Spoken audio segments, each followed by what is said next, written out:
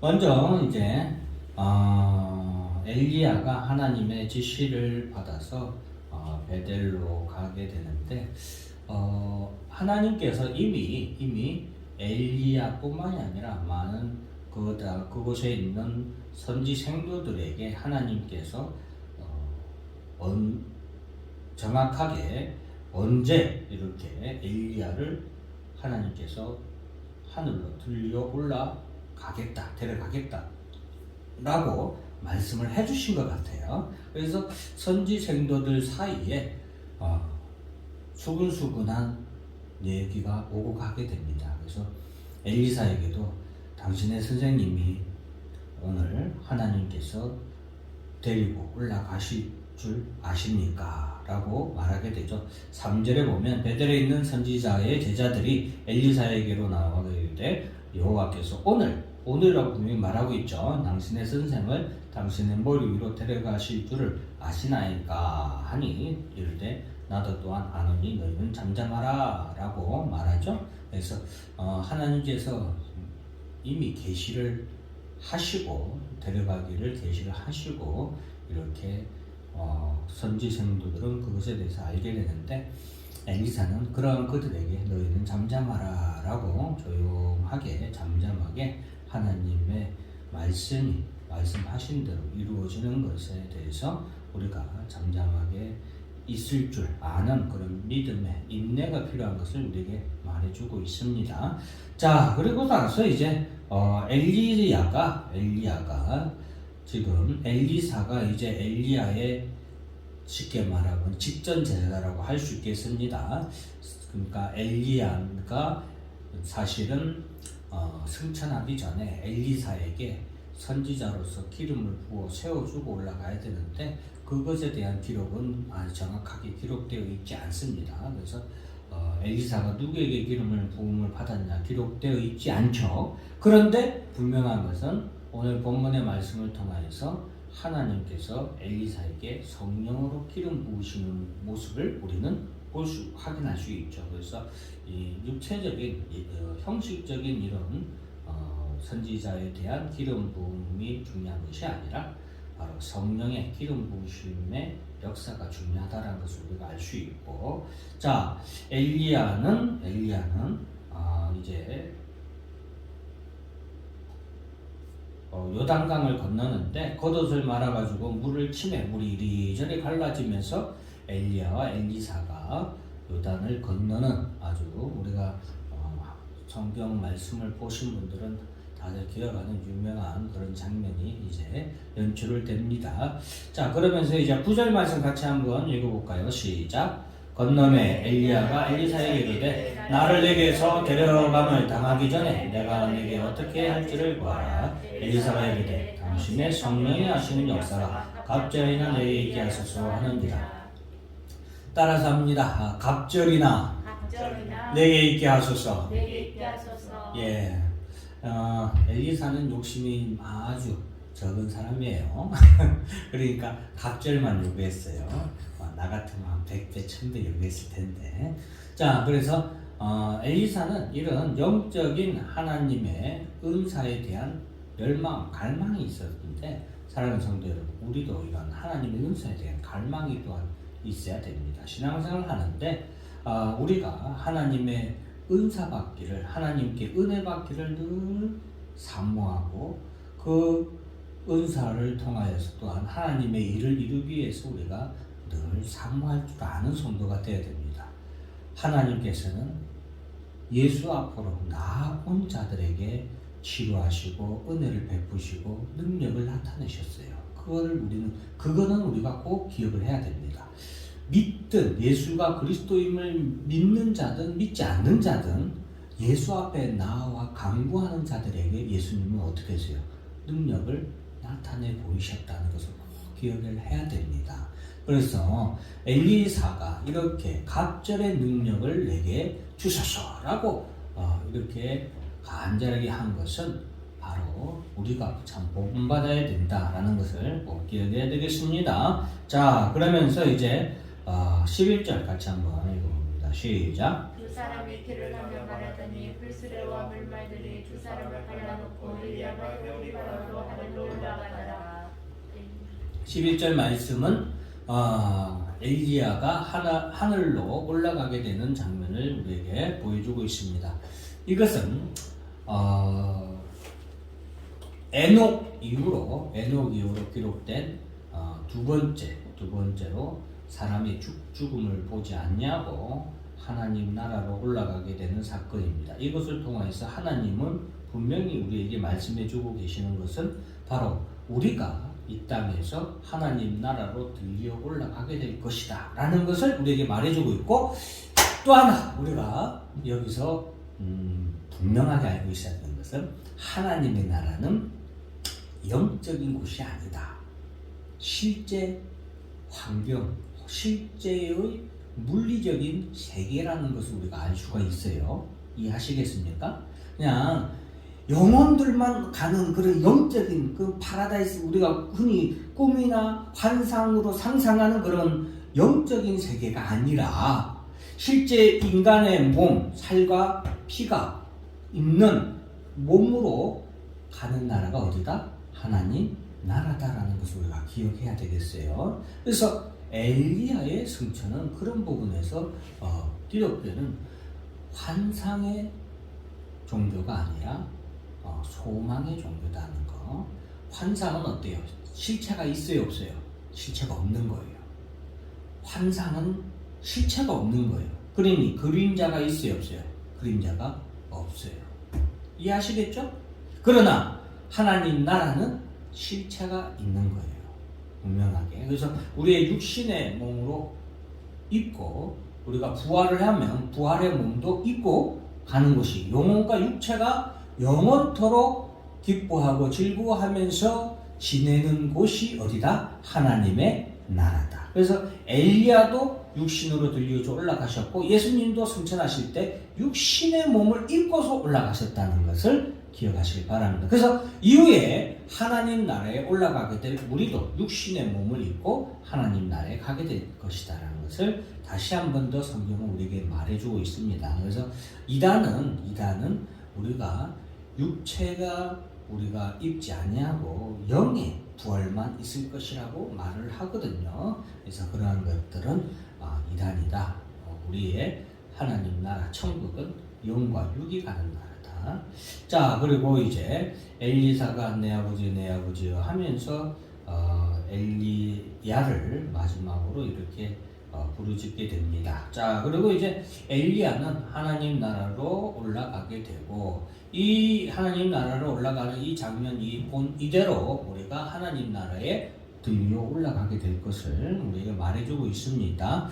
자, 그리고서 엘리야도 이제 엘리사가 엘리야의 사역을 이어서 선지자의 사역을 하게 되죠. 선지자의 사역을 하게 돼서 그도 요단 강물을 치면서 이렇게 강이 갈라지는 역사, 기적, 이런 건 이제 기적이라고 하는 거예요. 기적을 보이며 기적을 나타내면서 우리가 엘리야가 올라간 이후에 엘리사가 이제 성령의 기름 부음을 통하여서 그가 선지자의 사역을 감당하게 되는 것을 보게 됩니다.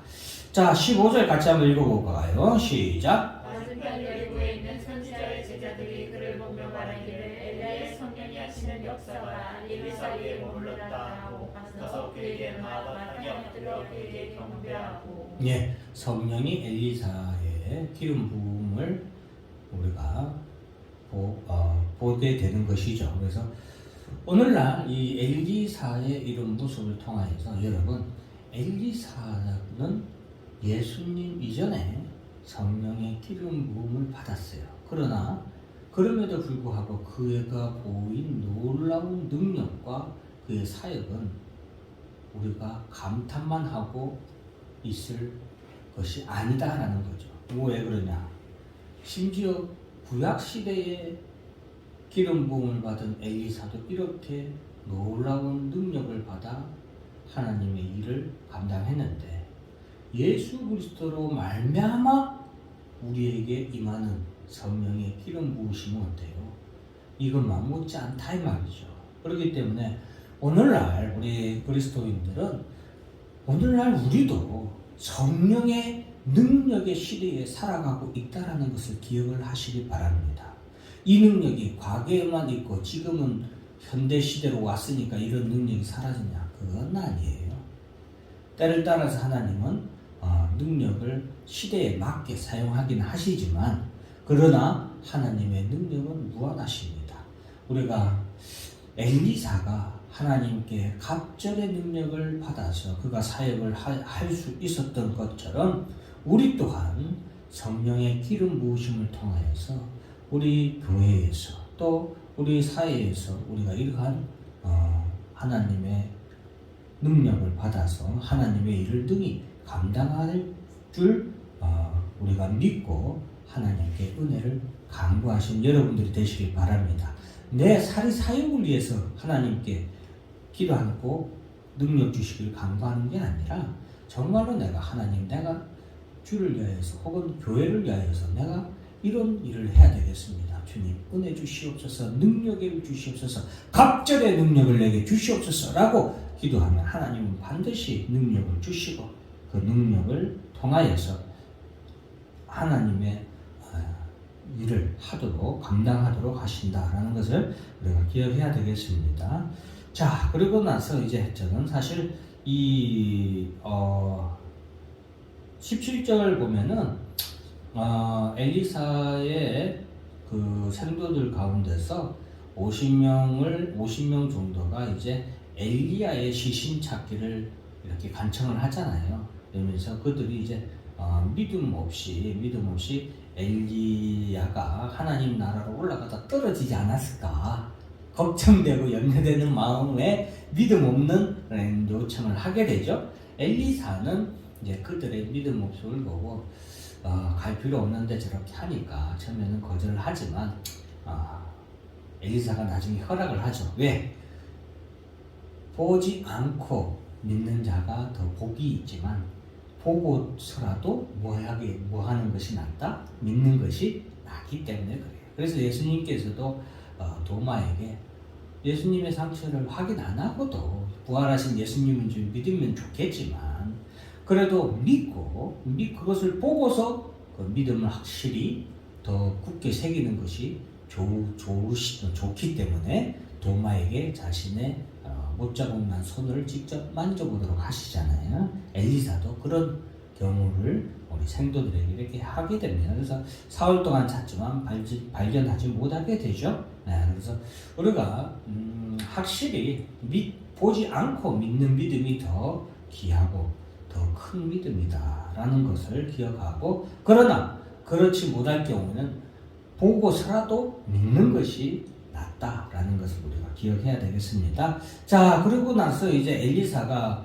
물길을 고치는 부분이 나오고 이 부분은 엘리사가 이렇게 능력을 통하여서 이렇게 지역 주민들에게 능력을 나타내는 일인데 저는 23절 같이 한번 읽어볼까요? 시작. 엘리사가 거기서 엘리로 올라가더니 그가 길에서 올라갈 때 작은 아이들이 성읍에서 나와 그를 조롱하여 이르되 대머리여 올라가라 대머리여 올라가라 한지라. 네, 제가 어렸을 때 이 말씀을 읽고서 깜짝 놀랐습니다. 심장이 벌렁벌렁했어요. 꿈에도 곰이 나타나가지고 나를 쫓아오는데 도망가느라고 와 하다가 잠깼어요. 이게 저한테는 충격이었어요. 이 엘리사가 대머리였나 보여요. 대머리였는 같은데 이 동네 아이들이 봐요. 작은 아이들이 성읍에서 나와서 그를 조롱하면서 대머리에 올라가라 라고 조롱을 하는 거예요. 근데 그때에 엘리사가 뒤로 돌이켜 그들을 보고 여호와의 이름으로 저주하매 그 숯불에서 암곰들이 나와서 아이들 중에 42명을 찢었더라. 어린아이들 42명이 곰한테 찢겨 죽은 거예요. 물을 뜯겨서. 그 아이들의 잘못은 대머리에 올라가라 라고 하면서 엘리사를 조롱하고 엘리사를 손가락질하며 조롱하는 거 그건데 저는 엘리사가 어렸을 때는 그런 생각까지는 못하고서 이게 하나님의 종을 갖다가 모독하는 일이 이렇게 무서운 일이고 이렇게 조심해야 될 일이구나.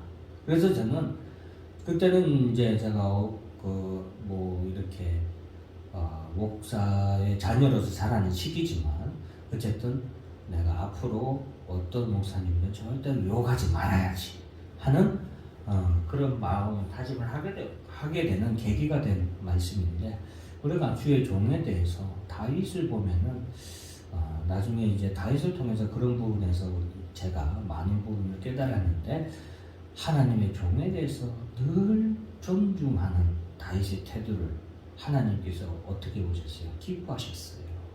그런 다윗을 하나님은 기뻐하셔서 다윗으로 하여금 하나님의 종을 존귀하고 귀하게 여긴 다윗을 하나님은 늙도록 그를 부하고 존귀하게 하신 줄 믿으시기 바랍니다. 물론 다윗이 하나님을 귀하고 하나님을 마지막까지 참 그렇게 잘 섬기고 믿음을 잘 지키는 그런 하나님의 충실한 종이고 왕이었지만, 그럼에도 불구하고 그가 하나님의 종으로 세운 사울 왕을 마지막까지 그가 참 귀하게 생각했거든요. 그래서 그런 것을 통하여서 하나님의 종을 귀하게 여기는 사람은 복을 반드시 받습니다. 왜? 그것이 그가 귀하고 존귀한 게 아니라 그가 하나님의 종으로서 귀하고 존귀하게, 하나님을 귀하고 존귀하게 여기는 신앙 믿음이기 때문에 그런 믿음을 하나님께서 뭐한다? 귀하고 존귀하게 보신다. 그래서 이 아이들은 제가 볼 때 엘리사가 육신적으로 물론 스트레스 받아서 이렇게 화를 낼 수도 있겠죠.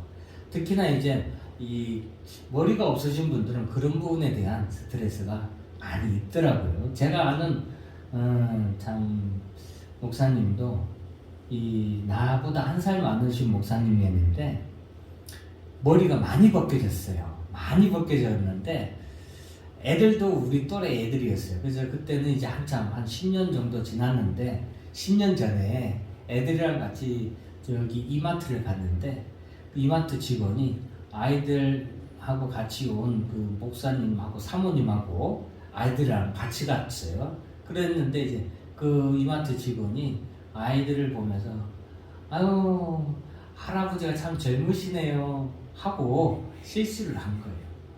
그래서 그 목사님이 너무 충격이어가지고 그 뒤로는 어디 나갈 때 꼭 모자를 쓰고 나가고 그런다고 하더라고요.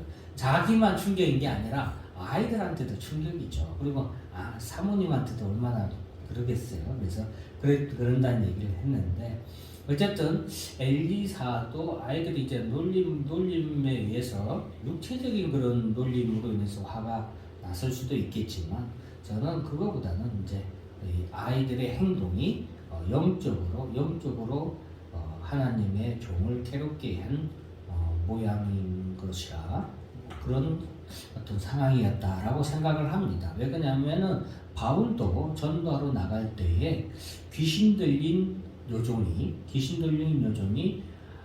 바울을 쫓아다니면서 사람들한테 호함을 지르면서 하나님의 사람이다라고 막 바울을 쫓아다니면서 호함을 질렀거든요. 그때 사도 바울이 괴로워했어요. 괴로워해서 그 여종의 귀신을 쫓아내버리거든요.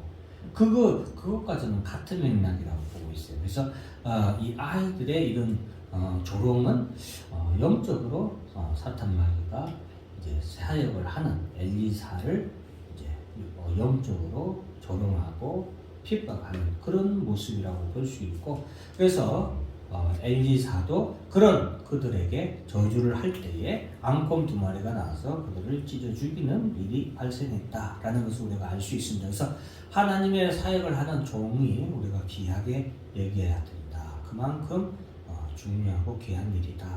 또 여러분도 마찬가지예요. 꼭 이것이 하나님의 종이라고 해서 목사만 한 거 아니에요. 하나님의 성령이 오늘날 목사에게만 임한 게 아니잖아요. 누구에게도 임했어요? 하나님의 성령이 여러분들에게도 임했잖아요. 여러분 자체도 귀하고 존귀한 사람이다.